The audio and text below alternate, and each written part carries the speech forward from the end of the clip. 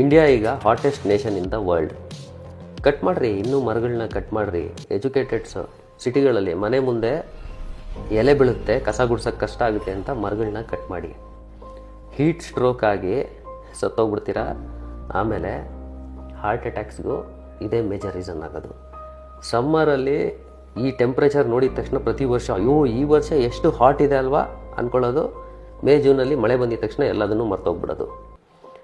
Heart attacks ಕೊಲೆಸ್ಟ್ರಾಲಿಂದ ಅಥವಾ calcium ಬ್ಲಾಕೇಜಸ್ಸಿಂದ ಆಗುತ್ತೆ ಅನ್ನೋದ್ರ ಜೊತೆಗೆ ಮೇಜರ್ ಆಗಿ ಈಗ ಯಂಗ್ಸ್ಟರ್ಸಲ್ಲಿ ಬ್ಲಡ್ ಕ್ಲಾಟ್ಸಿಂದ ಹಾರ್ಟ್ ಅಟ್ಯಾಕ್ಸ್ ಮತ್ತು ಸ್ಟ್ರೋಕ್ಸ್ ಆಗ್ತಾ ಇದೆ.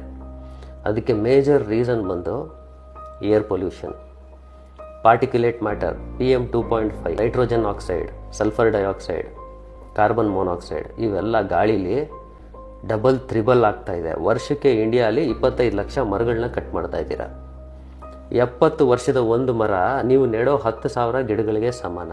ಗಿಡಗಳನ್ನ ನೆಟ್ಬಿಟ್ಟು ಎಕಾಲಜಿಕಲ್ ಬ್ಯಾಲೆನ್ಸ್ ಆಯಿತು ಅಂತ ಅಂದ್ಕೊಳ್ಳೋದು ಮೂರ್ಖತನ. ನೀವು 10 ಲಕ್ಷ ಗಿಡ ನೆಟ್ಟರೆ ಅದರಲ್ಲಿ ಸರ್ವೈವ್ ಆಗೋದು ಬರೀ 25,000 ಗಿಡ ಮಾತ್ರ. ಅರ್ಥ ಮಾಡ್ಕೊಳ್ಳಿ, ನೀವು ಕಟ್ ಮಾಡೋ ಮರಗಳಿಗೂ ನೀವು ನೆಡೋ ಗಿಡಗಳಿಗೂ ಸಂಬಂಧನೇ ಇಲ್ಲ.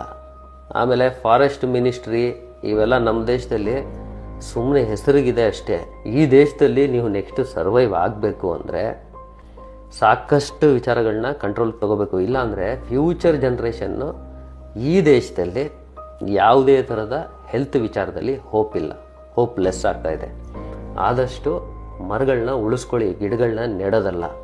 ಹೀಟ್ ಸ್ಟ್ರೋಕ್ ಆಗಿ ಸತ್ತೋದ್ರು, ಹಾರ್ಟ್ ಅಟ್ಯಾಕ್ ಆಗಿ ಸತ್ತೋದ್ರು, ಎಲ್ಲದಕ್ಕೂ ಮರಗಳು ತುಂಬ ಇಂಪಾರ್ಟೆಂಟ್ ಆಗುತ್ತೆ. ದಯವಿಟ್ಟು ಮರಗಳನ್ನ ಉಳಿಸ್ಕೊಳ್ಳಿ, ಕಟ್ ಮಾಡಬೇಡಿ. ಮೈಸೂರಲ್ಲಿ ಒಂದಷ್ಟು ಮರಗಳನ್ನ ಕಟ್ ಮಾಡಿದ್ರು ಅಂದರೆ ಎಷ್ಟೋ ಜನ ಕಣ್ಣಲ್ಲಿ ನೀರು ಹಾಕೊಂತ ಇದ್ರು.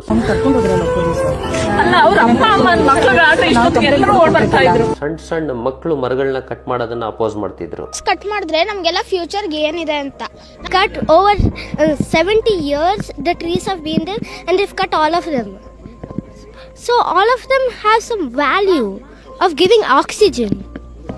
So please save trees and don't cut them. ದಯವಿಟ್ಟು ಇಂಡಿಯಾದಲ್ಲಿರೋ ಎಲ್ಲರೂ, ಅಟ್ಲೀಸ್ಟ್ ಕರ್ನಾಟಕದಲ್ಲಿ ಇರೋ ಎಲ್ಲರೂ ಮರಗಳನ್ನ ಕಟ್ ಮಾಡಕ್ಕೆ ಬಿಡಬೇಡಿ.